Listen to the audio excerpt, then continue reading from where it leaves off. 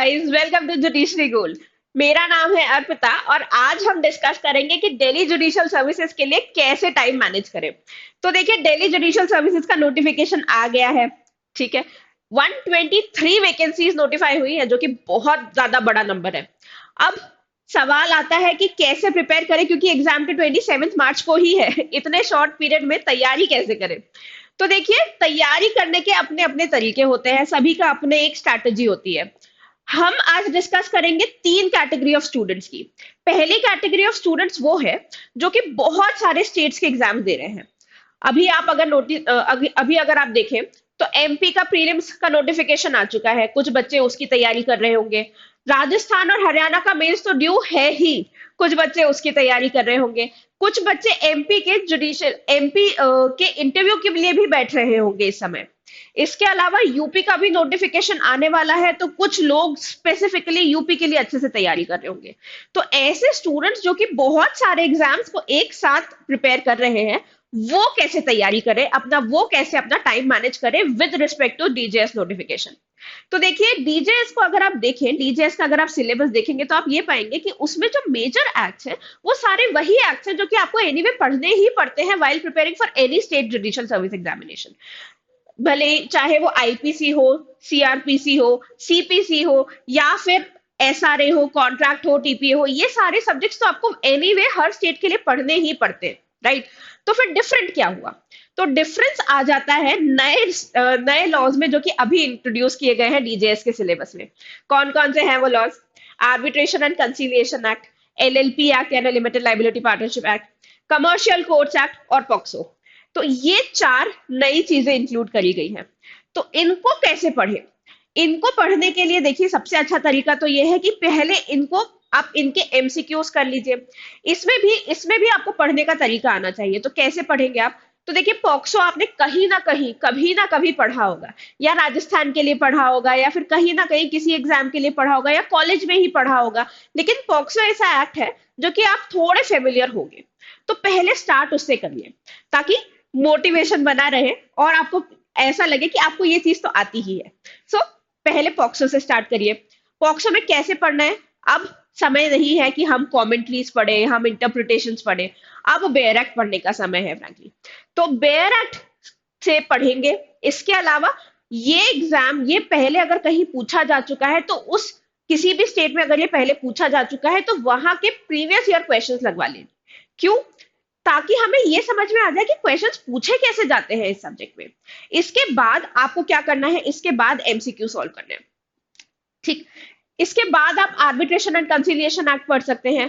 थोड़ा लेंदी है ये एक्ट, लेकिन बहुत ही लॉजिकल है और बहुत ही स्ट्रक्चर्ड एक्ट है। तो आप एक बार पढ़ना शुरू करेंगे तो आपको अपने आप ही स्कीम ऑफ द एक्ट समझ में आता जाएगा। That is an easy act to do. तो वो कर लीजिए। इसके बाद उठाइएगा एलएलपी एक्ट को और कमर्शियल कोर्ट्स एक्ट को। क्यों? क्योंकि ये जो दो एक्ट्स हैं, ये एक्ट्स हो सकता है कि आपने कभी ना पढ़े हो। एक एक्ट 2015 का है, एक एक्ट 2008 का है, तो ये नए एक्ट भी है रिलेटिवली। तो हो सकता है कि आपने इनको कॉलेज में नहीं पढ़ा हो या फिर कहीं नहीं पढ़ा हो, तो थोड़ी दिक्कत हो सकती है वाइल रीडिंग दीज एक्ट्स। लेकिन इनको भी हमें प्रिपेयर कैसे करना है? We have to prepare them by bare act and by solving MCQs. यही दो तरीके हैं, इसमें डिटेल में नहीं जाना है, इसमें बुक्स नहीं उठानी है, नोट्स नहीं बनाने हैं फिलहाल। ठीक। तो वो स्टूडेंट जो कि बहुत सारे स्टेट्स की तैयारी कर रहे हैं, वो अब किस स्टेज पे हैं, आपको ये डिसाइड करना है सबसे पहले तो, कि आपके लिए प्रायोरिटी कौन सा स्टेट है।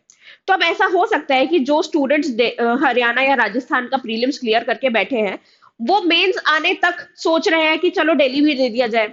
उनकी प्रायोरिटी दिल्ली जुडिशरी नहीं है, उनकी प्रायोरिटी राजस्थान या हरियाणा ही होगी, राइट? तो ऐसे केस में क्या करना है? ऐसे केस में आप पहले कॉमन सब्जेक्ट्स कवर कर लीजिए। जो सब्जेक्ट्स आपको राजस्थान, हरियाणा और दिल्ली में कॉमन है, वो सारे सब्जेक्ट्स पहले कर लीजिए। उसके बाद ये वाले सब्जेक्ट्स, ये जो नए सब्जेक्ट्स ऐड किए गए हैं, ये उठाइएगा। अच्छा, नाउ ऐसा भी हो सकता है कि बहुत ज्यादा पढ़ इतना ज्यादा पढ़ने के बाद आप ओवरवेल्म्ड फील करें। तो बहुत ज्यादा एक स्ट्रेच में नहीं पढ़ना है, इस चीज का ध्यान रखिएगा। ये साइंटिफिकली प्रूवन बात है कि अगर आप छोटे छोटे इंटरवल्स में पढ़ रहे हैं, तो that in that you make sure कि आपका कंसंट्रेशन ज्यादा अच्छा है। इन दैट आपको ऐसा समझ में आएगा कि आपको वो चीजें ज्यादा लंबी तरह से याद है। अगर आप एक ही बार में पढ़ने बैठ गए हैं और 4 घंटे तक लगातार पढ़ रहे हैं, तो हो सकता है कि चीजें इतनी ज्यादा याद ना रहे। तो छोटे छोटे ब्रेक्स लीजिए। उन ब्रेक्स में आप क्या कर सकते हैं, उन ब्रेक्स को भी यूटिलाइज कर सकते हैं आप बाय रीडिंग सीएल के यानी current legal knowledge. Current legal knowledge के लिए कोई भी यूट्यूब चैनल देख लीजिए, हमारा ही चैनल फॉलो कर सकते हैं। इसके अलावा बहुत सारी वेबसाइट्स हैं जहां पे वीकली आपको एमसीक्यूज मिल जाएंगे। तो वीकली एमसीक्यूज में नहीं जाना है अभी। अभी फिलहाल हमें जो तैयारी करनी है वो किस चीज के लिए करनी है, 6 to 8 months के करंट लीगल नॉलेज के बारे में। तो मंथली एमसीक्यूज निकालिए, मंथली एमसीक्यूज सॉल्व करते जाइए और कहीं ना कहीं उन्हें नोट करते जाइए। ऐसी चीज जो आपको लगता है कि आपको काम आ सकती है या फिर आप भूल जाएंगे, तो उसे कहीं नोट कर लीजिए। इतना काफी होगा। आप लोग क्योंकि बहुत सारे स्टेट्स की तैयारी कर ही रहे हैं एनीवे, तो आप लोगों ने ये मेजर एक्ट्स तो पढ़ ही लिए होंगे, ऐसा हम अज्यूम करते हैं। तो ये जो नए एक्ट्स है इनको पढ़ने के लिए बेयर एक्ट उठा लीजिए और एमसीक्यू सॉल्व कर लीजिए, दैट इज इट। तो ये था एक category of student, right. Second category of student वो होगा जो कि स्पेसिफिकली दिल्ली के लिए ही तैयारी करने बैठा है, जिनका एम ही है कि दिल्ली जुडिशरी निकालना है और इधर उधर नहीं अपीयर करना है।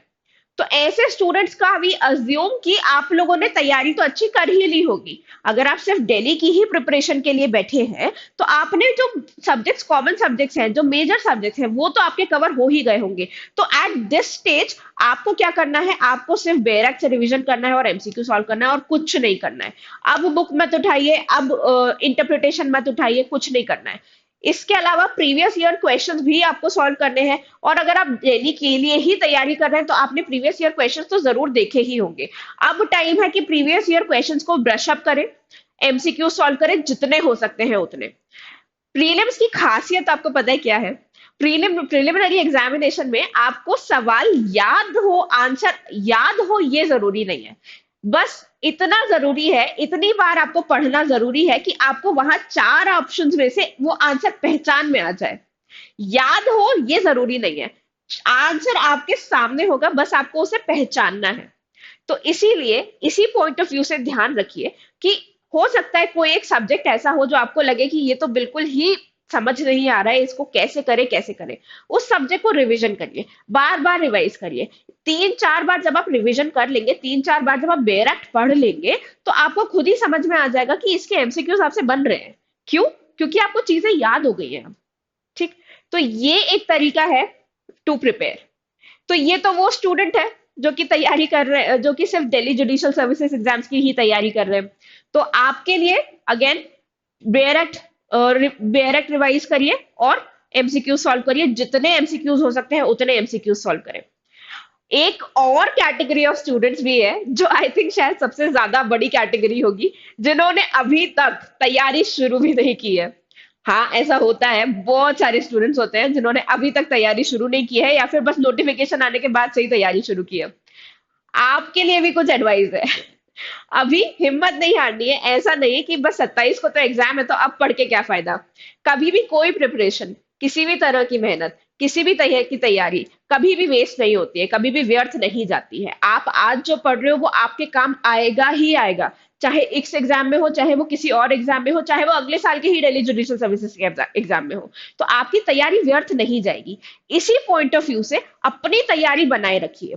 आप लोगों को कम से कम 8 घंटा पढ़ना है, और 8 घंटा पढ़ना is not a very difficult task.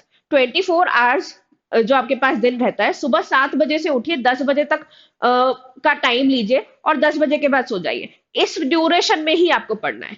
कैसे पढ़ना है? एक मेजर एक्ट उठाइए, एक माइनर एक्ट उठाइए। मेजर एक्ट एक पार्ट कर ही लीजिए। मेजर एक्ट का जैसे अगर आपका कोई एक टॉपिक हो जाता है तो फिर उस टॉपिक पे एमसीक्यू सॉल्व करिए। सिमिलरली माइनर एक्ट उठाइए, माइनर एक्ट का कोई टॉपिक कंप्लीट होता है, एमसीक्यू सॉल्व करिए। इस पॉइंट पे एमसीक्यू सॉल्व करना बहुत बहुत बहुत ज्यादा जरूरी है। दूसरी चीज, अगर आपने तैयारी अभी से स्टार्ट की है तो ऐसा भी हो सकता है कि आपने प्रीवियस ईयर के क्वेश्चंस देखे ही नहीं हो। दिल्ली के क्वेश्चंस का पैटर्न बहुत डिफरेंट होता है फ्रॉम अदर स्टेट्स। क्यों? क्योंकि यहाँ पे बहुत ज्यादा कॉन्सेप्चुअल क्वेश्चंस पूछे जाते हैं। तो इसीलिए it is very important that you see the previous year papers.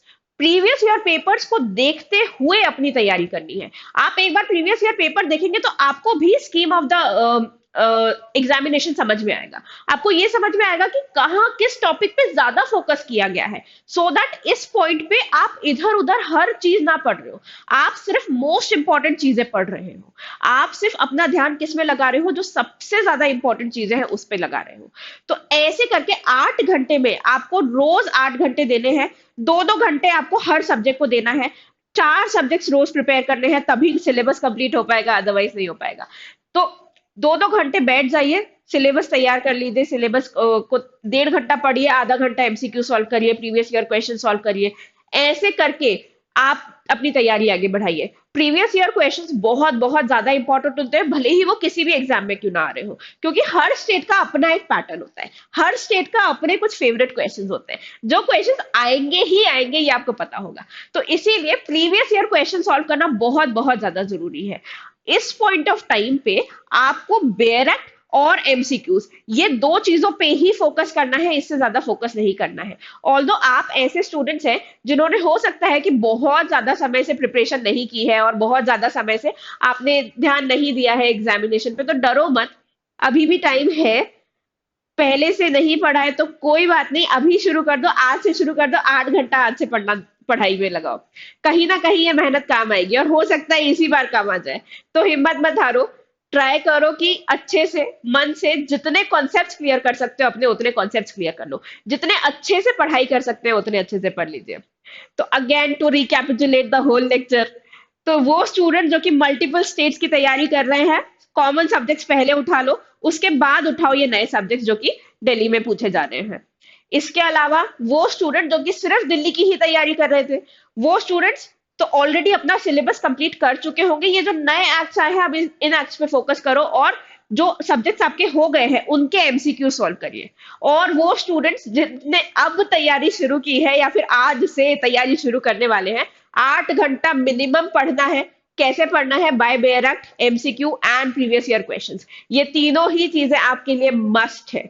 Important topics cover करने हैं तो हर एग्जाम में जो मोस्ट इंपॉर्टेंट टॉपिक होता है उससे स्टार्ट करो। जैसे आईपीसी में कल्पेबल होमिसाइड या फिर offences against body and offences against property, इसके बाद जनरल एक्सेप्शन, ये जो टॉपिक्स है ये मोस्ट इंपॉर्टेंट टॉपिक्स होते हैं, राइट? तो इनसे शुरू करो रादर देन सेक्शन 1 से स्टार्ट करने से। जो इंपॉर्टेंट टॉपिक्स है उन्हें उठा के उन्हें पहले सॉल्व करते जाएं, और साथ ही में प्रीवियस ईयर में देखते जाएं कि इस टॉपिक पे सवाल कैसा बनता है।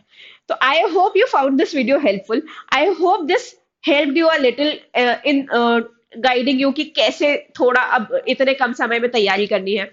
अगर आपको ये वीडियो पसंद आया है तो इसे शेयर भी करिए, ज्ञान बांटने से बढ़ता है। इसे शेयर कीजिए, इसे लाइक कीजिए, और प्लीज मेक श्योर कि आप हमारा चैनल सब्सक्राइब करें, judiciary gold. Thank you so much.